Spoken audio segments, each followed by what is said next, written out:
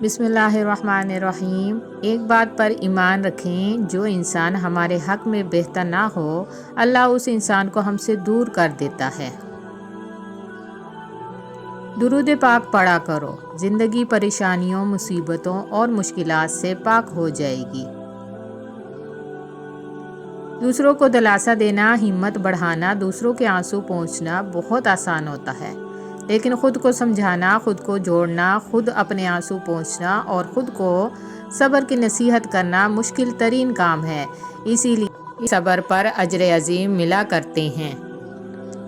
سمجھ نہ آیا زندگی تیرا فلسفہ، ایک طرف کہتی ہے صبر کا پھل میٹھا ہوتا ہے اور دوسری طرف کہتی ہے وقت کسی کا انتظار نہیں کرتا۔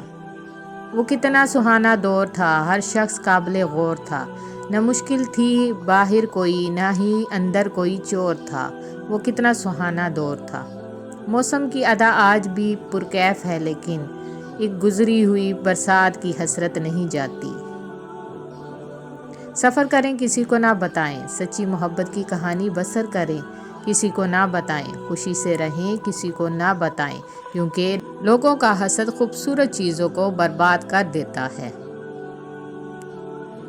جس کو عزتیں اور بلندیاں چاہیے، وہ اپنے آپ کو ماں باپ کی دعاؤں کے پر لگائیں۔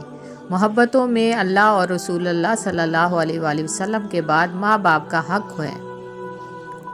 شوہروں کو اپنے قابو میں کرنے کے لیے وظائف یا تعویذ کی ضرورت نہیں ہوتی، بلکہ ان سے جڑے ہوئے رشتوں کا احترام کرنا شروع کر دیں۔ وہ بن مانگے پوری دنیا آپ پر قربان کر دیں گے۔ اچھی امیدوں اور یقین کو زندہ رکھنا بہت ضروری ہوتا ہے۔ جیسے رات کے بعد دن پر یقین، خزاں کے بعد بہار پر یقین، اندھیروں کے بعد اجالوں پر یقین رکھنا، ویسے ہی ہمیشہ اچھے کی امید رکھیں اور خوش رہیں۔ زندگی کا تحفہ بہت قیمتی ہے، ضائع نہ کر دیجیے گا۔ رب سے جڑ کر، عبادت کو تھام کر اور محبتیں بانٹ کر اچھے نقش پیچھے چھوڑ جائیے گا۔ اپنے دلوں کو 3 جگہوں میں ڈھونڈو: قرآن سننے کے وقت، ذکر کی محفلوں میں، تنہائی کے اوقات میں۔ اگر ان تینوں جگہوں میں دل نہ پاؤ تو اللہ سے سوال کرو کہ وہ تمہیں ایک بیدار دل عطا فرمائے، کیونکہ تم دل سے محروم ہو۔ والدین سے جھگڑا نہ کرو، خواہ تم حق پر کیوں نہ ہو۔ بیماری نہ صرف جسم کی آزمائش ہے بلکہ رشتوں کی بھی ہے۔ بیمار انسان کی تیمارداری اور عیادت کا شرف صرف ان کو حاصل ہوتا ہے جو رشتوں کی قدر کرتے ہیں۔ بعض اوقات دعاؤں سے اللہ اپنے فیصلے نہیں بدلتا، آپ کے دل بدل دیتا ہے اور اپنے فیصلے کے مطابق کر دیتا ہے، کیونکہ وہ بہتر جاننے والا ہے۔ یہ مت سوچیں کہ چھوٹا نصیحت کر رہا ہے، میں بڑا ہو کے کیسے مان لوں۔ نہیں، یہ اللہ کا چناؤ ہے، جس کی زبان سے چاہے حق جاری کر دے۔ اس لیے اکڑ میں نہ رہیں، اللہ کے لیے جھک جائیں۔ زندگی میں رونق ماں باپ سے ہوتی ہے۔ ان کے جانے کے بعد چاہے جتنی بھی آسائشیں ہوں، چہرے پر یتیمی آ ہی جاتی ہے۔ باپ کی آنکھ سے گرنے والا ایک آنسو آپ کو تمام عمر رلا سکتا ہے، اس لیے احتیاط کیجیے۔ ہر چیز ہمیں ملنے کی نہیں ہوتی، کچھ چیزیں خوبصورت دھوکہ اور بدترین شر بھی ہوتی ہیں۔ اللہ کریم سے کسی چیز کے نہ ملنے پر بدگمان نہیں ہونا چاہیے۔ سب سے بہترین وسیلہ آپ کے لیے اپنے دونوں ہاتھ ہیں۔ اپنے دونوں ہاتھ اکٹھے جوڑ کر جب آپ اپنی مشکلات کا حل تلاش نہ کر سکیں تو اللہ کے آگے پھیلائیں۔ اللہ آپ کے ہاتھوں کو کبھی خالی نہیں لوٹائے گا۔ جب تم کسی میں کوئی عیب دیکھو تو اسے اپنے اندر تلاش کرو، اگر اسے اپنے اندر پاؤ تو اسے نکال دو۔ یہ اصلاح کی بہترین کوشش ہے۔ اپنی ساری باتیں اپنے رب کے ساتھ کرو اور اپنے رب کی باتیں رب کی مخلوق کے ساتھ کرو۔ شیطان کا دانہ پانی بند کر دے۔ رسول اللہ صلی اللہ علیہ وآلہ وسلم نے فرمایا، جب آدمی اپنے گھر داخل ہوتا ہے اور داخل ہوتے اور کھانا کھاتے وقت اللہ کا نام لیتا ہے تو شیطان کہتا ہے کہ تمہارے لیے یہاں رات گزارنے کی جگہ نہیں ہے اور نہ ہی رات کا کھانا ہے، اور جب آدمی گھر میں داخل ہوتے وقت اللہ کا نام نہیں لیتا تو شیطان کہتا ہے کہ تم نے رات گزارنے کی جگہ پا لی، اور جب کھانا کھاتے ہوئے بھی اللہ کا نام نہیں لیتا تو شیطان کہتا ہے تمہیں رات گزارنے کی جگہ بھی مل گئی اور رات کا کھانا بھی۔ رسول اللہ صلی اللہ علیہ وآلہ وسلم نے فرمایا، جو شخص صبح کی نماز سے فارغ ہونے کے بعد 10 مرتبہ یہ کلمات پڑھتا ہے، لا الہ الا اللہ وحدہ لا شریک لہ لہ الملک ولہ الحمد بیدہ الخیر وہو علی کل شیء قدیر، اللہ اس کی 10 نیکیاں لکھ دیتا ہے، 10 گناہ ختم کر دیتا ہے، 10 درجات بلند فرما دیتا ہے، 10 غلام آزاد کرنے کا اجر ملتا ہے، بندہ شیطان سے محفوظ ہو جاتا ہے، ہر نقصان و مصیبت سے محفوظ رہتا ہے، اس دن شر کے سوا کوئی گناہ اسے ہلاک نہیں کر پاتا، اور جو نماز مغرب کے بعد پڑھتا ہے اسے بھی یہی فضیلت ملتی ہے۔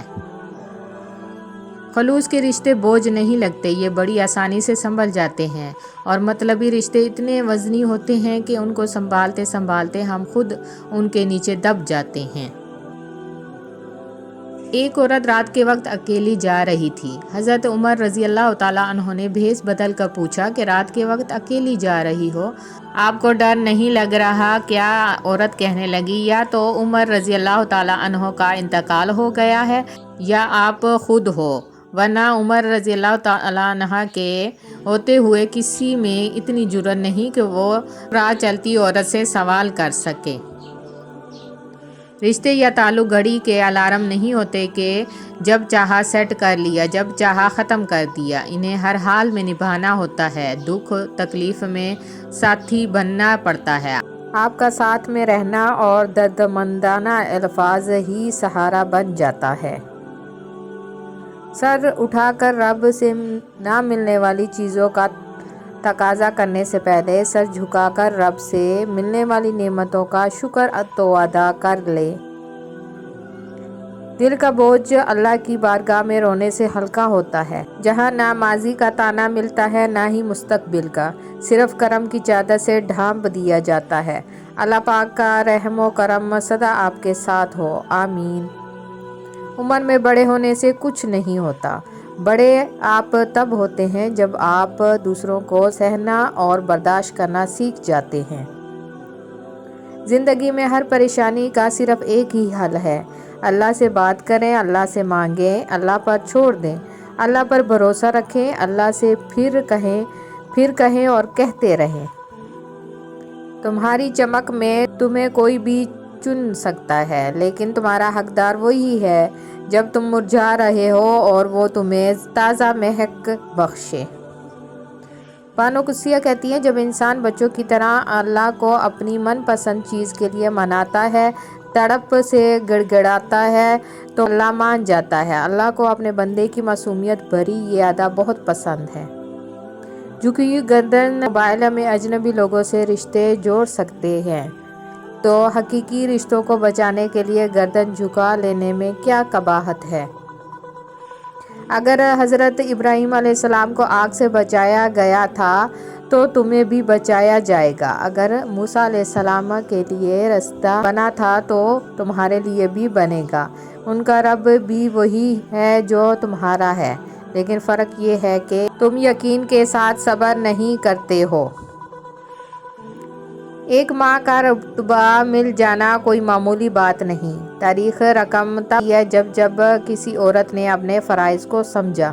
ایک بہترین عورت اپنے فرائض سے غافل نہیں ہوتی، کیونکہ اسے علم و شعور ہوتا ہے کہ اس کے بچے امت مسلمہ کا سرمایہ ہے، جن کے لیے اللہ رب العزت نے اس کو ماں کے درجے کے لیے منتخب فرمایا۔ خدا را فیشن رواجوں رسموں کے پیچھے لگ کر اپنے فرائض کو مت بھولیں، کیونکہ اس ذمہ داری کی جواب دہ ہیں میں اور آپ۔ اپنے گھر کے بزرگوں کو ضرور وقت دیں، کیونکہ انہوں نے آپ کو خوشیاں دینے اور آپ کی ضروریات و خواہشات پوری کرنے میں اپنی زندگی لگا دی۔ اگر ہم گلاب کی طرح کھلاتے ہیں تو ہمیں کانٹوں سے نبھانا سیکھنا ہی پڑے گا۔ مشکل وقت دنیا کا سب سے بڑا جادوگر ہے۔ جو ایک لمحے میں آپ کے چاہنے والوں کے چہروں سے نقاب ہٹا دیتا ہے۔ مسئلہ یہ نہیں کہ حق بات کہنے والے علماء کرام ختم ہو گئے ہیں، مشکل یہ ہے کہ ہم صرف اپنی مرضی کا حق سننا چاہتے ہیں۔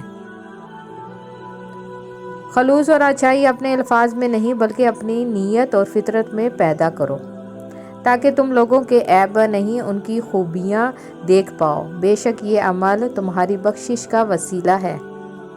بغیر مقصد کی زندگی ایسی ہے جیسے بغیر روح کے جسم۔ زندگی میں ہدف کا تعین لازمی ہے۔